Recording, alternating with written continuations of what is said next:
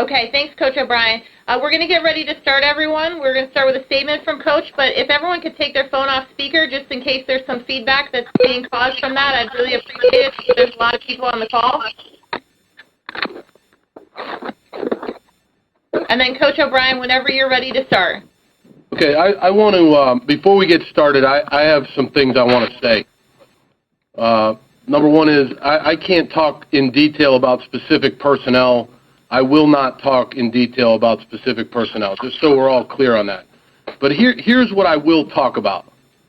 I was hired here, I was brought here to run, in my opinion, one of college football's finest programs at one of America's finest universities. I view that responsibility as very, very large, a big responsibility. When I was hired here, I was asked to make observations on the program right away, some that took longer than others. Some observations I made right away, some took 14, 15 months to make. And those observations, and then on top of that, to go ahead and make recommendations to my bosses, I take that responsibility very seriously. But at the end of the day, I'm a big boy, and I have understood from the outset that those responsibilities are mine. At the top of that responsibility list, at the top, is taking care of this program's players. The student athletes in this football program are the number one priority to me. Their health and safety is the number one priority to me. It's not near the top. It's not around the top. It's at the top. And for anyone to suggest, or perhaps outright accuse, that anyone within Penn State's athletic program would do otherwise is irresponsible, reckless, and wrong. And you may believe that I'm only sitting here addressing the media with that comment, but I mean for anyone at Penn State, anyone in the media, anyone. I'm including anyone. To say such a thing is preposterous. In order to fulfill my role as the head football coach, I also need to assemble what I feel is the right team. The right team of coaches, the right team of strength coaches, the right team of academic people, my recommendations there, the right team of administrative assistants, the right team of recruiting personnel, the right team of janitors. These are the things that are under my responsibility as the head football coach at Penn State, and including my recommendations and observations of the medical staff. That is part of my responsibility as the head football coach at Penn State. And I want people to understand something here. This does not mean that I always choose who is the most qualified or recommend who is the most qualified in a particular craft or role. But I do and will always recommend or choose, as it relates to my coaching staff, who best fits into the organization and supports our direction and way of doing things. That's what I want to say right off the top, and now I'll take questions. Thank you, Coach. We're going to start with questions today from Rich Scarcella. Bill, how does the level of care at Penn State compare to places where you've coached previously? Rich, it is the same, if not better, than everywhere that I've been and at numerous schools around the country as we speak right now. We will have a primary care physician at every single practice. We'll have a primary care physician even in the off-season that's located right near here. We will have an orthopedic surgeon that will be here quite a bit, and they won't be out there at every single practice, but they'll be in the offices, they'll be in the training room, they'll be around. They will be here all the time in some instances. And that is to me, comparable or better than just about everybody in the country and everywhere that I've been. Joe Giuliano? Yeah. Hey, Bill. Dr. Spacinelli had been in his role for 21 years, and I think a lot of people really didn't understand the reasoning when he was replaced back in February. Can you shed any light on, what your working relationship was with the doctor for the last year and why you decided to move forward? I believe that there was no problem with the medical care last year, 20 years ago, or now. I believe that there was no problem with the medical care. I've said that over and over again to my bosses. Okay? What I try to do is assemble the right team that believe in the same things, that behave the right way, the way that I see that the program should be run. I make those observations. I make those recommendations. And so that's what I did. I'm not going to get into, Joe, all of the things that I observed or recommended. That's a personnel issue. And at the end of the day, I think what needs to be said here, too, is that Wayne Sebastianelli is still the head of Penn State sports medicine. He's in charge of Penn State sports medicine. So I'm not going to go down the road of personnel decisions or personnel observations that I made. That's not fair to anyone involved. And so that's my answer to that question. All right, thanks, Bill. Gennaro Armas? Yeah, Bill, you've referenced several times over the last month now the importance of the Penn State community to be unified. I'm wondering how you view this story in light of some of the broader issues that aren't maybe directly related to football referenced in the article. Look, Gennaro, I appreciate the question. Look, I'm just trying. For the past 16 months that I've been here, along with my staff and everybody that works in this building, along with the players at Penn State, we're just trying to do our best. We're trying to do our best in the classroom. We're trying to do our best in the weight room. We're trying to do our best in the practice field. We're trying to do our best on the game field. That's what we're trying to do. We're recruiting what we believe are fantastic kids. We have fantastic guys in this program. We've got a hell of a coaching staff. We've got people that work in this building that are the best that I've ever been around. And we're just trying to do the best for Penn State. And at the end of the day, I wish people would see that and understand that. That's what we're trying to do. And I'm, at the end of the day, it can get frustrating, but at the same time, I want people to understand that the number one priority to myself and our staff here at Penn State are our players. We have a deep connection with our players. We are battling an uphill battle. We are at 65 scholarships, 67 scholarships. You think for 1 second I would jeopardize the health and safety of this football team with 65 kids on scholarship? That's preposterous. Bob Flounders?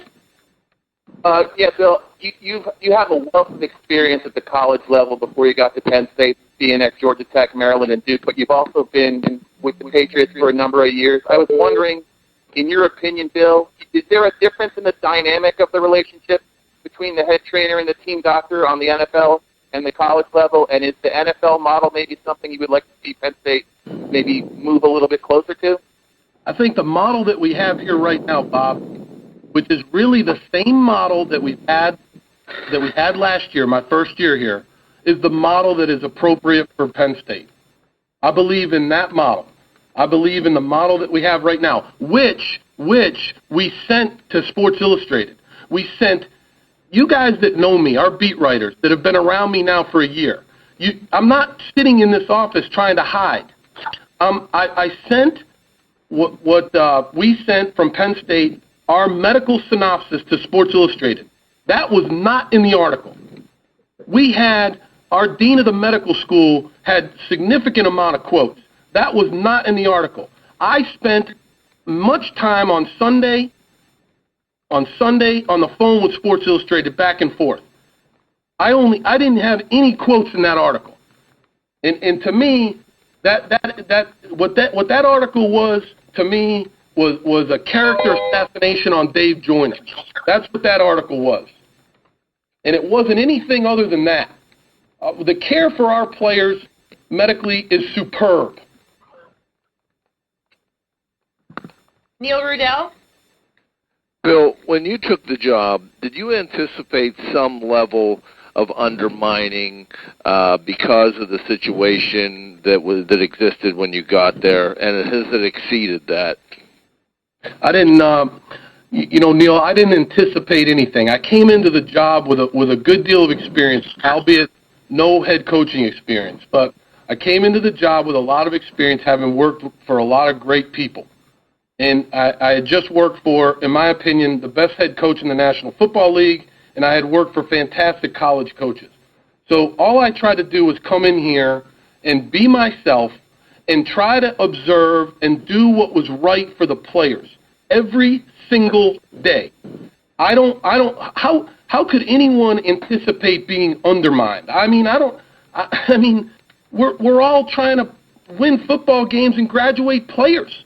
Like who would undermine that? I don't even think in that world. I'm not even in that realm. Do you feel you are being undermined? No, I don't. I come to work every day, Neil. I work with our staff. I work with our players. I try to do the right thing for Penn State. I guess I'm naive. I don't think why would anyone undermine us? What would they want to undermine? Mark Wogenrich? Yeah, quickly, Bill, could you address Garrett Lerner part of that story? Garrett Lerner, you read the story. Garrett Lerner obviously was burned with the stim machine. We treated Garrett Lerner.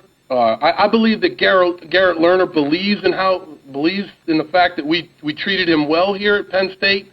I'm not a doctor, Mark, so I can't get into the specifics. I just know that Garrett Lerner is a fantastic kid that believed in the way he was treated here at Penn State. Mark Brennan? Bill, this is about as proactive as I could remember Penn State, the athletic department, being toward any controversy in terms of coming out and forcefully saying stuff. Does this mark sort of a change in your view from the way maybe things had been handled? Look, Mark, I'm just, at the end of the day, I'm just a guy that, along with our staff, we're just guys and women in this football program that are just trying to do the best for Penn State. So when we feel like there are things out there that just aren't accurate, that are way off base, I believe as a university we need to argue that and fight that and not take it lying down. And that's the way I feel about this. And so I don't know, somebody told me to call into you guys. So I'm calling in because I'm here to answer questions, and that's what I've done. I do not hire and fire doctors. I don't know anything about being a doctor. I just know that I'm in charge of this football program, and I have to observe every aspect of this program to do what's right for our players. And that's what I've done from the day I got here, and then I make recommendations up the chain. Nate Bauer? Bill, one of the issues raised in the article that they take issue with that Dr. Lynch can't practice, I guess, at Mount Nittany. But as I understand it, it's not a complicated procedure to have standing at Mount Nittany. Is there any push to allow him to be able to practice there? I don't get involved in that, Nate. That's not my realm. That's not my job description. All I know is that whether it's Dr. Lynch or whatever we will have in place over at Mount Nittany, which is 3 minutes away from our field, we will have people here at a moment's notice if we need that. My point is that the operation of our medical staff here is no different than it's ever been. Frank Bodani? Bill, could you talk a little bit about the reaction to players on your squad when they heard about the article, saw the article? Have you been able to gauge that so far? I think our players here, Frank, to be honest with you, having been here for 16 months and having had to deal with so many different things, I give a lot of credit to our players. I've said it over time and time again. The main reason why I'm here is because of our players. I absolutely cannot state that enough, what I feel about our players. I feel that these are fantastic kids, and I feel that they do a great job of focusing on the task at hand, which right now for them is developing their own individual skill sets, their own individual strength levels, their own individual conditioning levels, so that they can be the best they can be at training camp. And also, many of them are taking classes, so they're trying to get ahead academically. These players ignore the noise. They don't. They feel, to a man, our players here feel that they're being well taken care of in our training room. Mark Dent? Hey, Bill. Just kind of go back up to, I think Janelle was talking earlier about the unity and everything with regards to this article. And what in your power do you think that you can do to kind of, precipitate or endorse unity to the best that you can?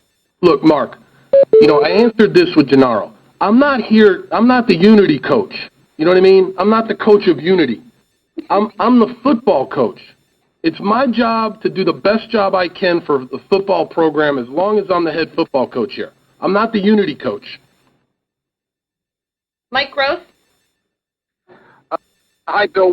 What do you feel was the motivation for this? I know you said something about a vendetta against Joyner. There was a lot of apparently there's a lot of. Wait a second now. Wait a minute now. I didn't say anything about a vendetta against Joyner. I just read the article just like you guys did, and I felt like Dave Joyner, who's I think a first-class individual, I think he's doing the best job he can in a very difficult situation, and I feel like his character was attacked in that article. I didn't say anything about a vendetta. Okay, Don't put words in my mouth. Don't put words in my mouth. I'm not. I'm sorry. I didn't say a word about a vendetta. Hey, Stephanie, how many more questions are we taking? We have 6. 6? No, we got 3. All right, we got 3 then. 3 more. Scott Brown, let's go.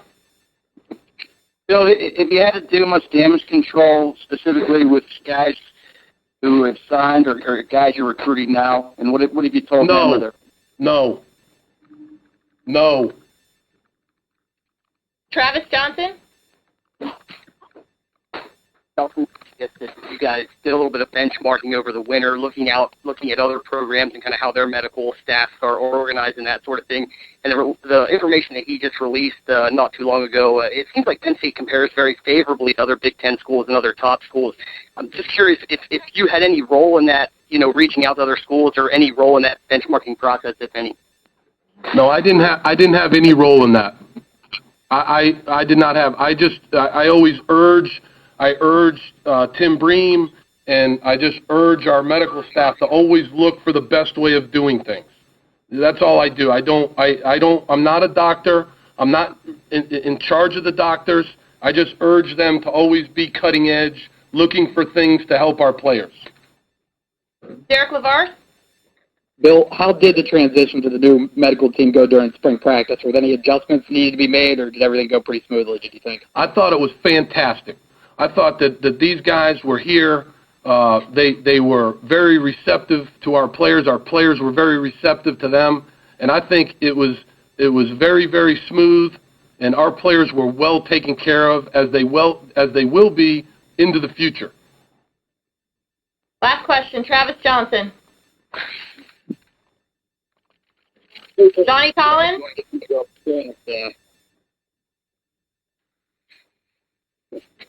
All right. I'm here, Steph, if I can. Who is it? Dave Jones. Yeah, go ahead, Dave. I'm going to read you a quote a couple hours ago, I believe, from Anthony Lebrano. I didn't talk to him. This is what he said. He said he was concerned by what he sees as a turn more toward an NFL-type model for medical care, and this is his quote. The fear is that in becoming more like the NFL, there might be more of a rush to get the student back on the field. Is that a risk we're willing to take? Do you have any reaction to that at all? I don't know where anyone can just say a quote about something that they know nothing about. I don't understand. I don't comprehend it. I don't understand how someone can make a quote about something that they know nothing about, and then the quote is not true. The quote is not true. We have a model that is used by many, many Division I schools across the country. It is the model that we've used here. So I don't know how anyone who's not involved with this program can make a quote like that. I can't even comprehend that, David. Does that constitute the undermining that someone mentioned? Who in the world would try to undermine us? Like that, if there's somebody out there trying to undermine us, they need to look in the mirror. I mean, why in the world would you try to undermine something that is good? We've got fantastic kids here. We've got great academics. We've got a fantastic fan base. Like I can't even comprehend that, David. Why somebody? I don't know. You'd have to ask somebody else. Okay. Thanks, Bill. You got it. Coach, do you have time for one more, or do you need to go? Yeah, one more. Jeff Rice. I got my son's Little League game in 15 minutes, so if I'm late to that, I might be divorced. Jeff Rice? Bill, in the time that you've been at Penn State, since you got here 16 months ago, have parents or players' families asked questions like during recruiting visits about the medical facilities? Do you take them around and show them, and what kind of feedback, what kind of feedback do you get from them even before the story came out? Whether it's recruiting or whether it's our current players and their parents, they are more than welcome. I've seen parents upon parents in our training room. I mean, Kyle Carter's mom's been in our training room. I mean, you go right down the list. Michael Maudi's dad was in our training room, mom and dad. You can go right down the list of guys that have been injured or parents that have had questions. We are very open to the parents. I mean, I've spoken to, just on other subjects today alone, I've spoken to 3 parents. So, yeah, we definitely educate our parents as best we can on all aspects of the program.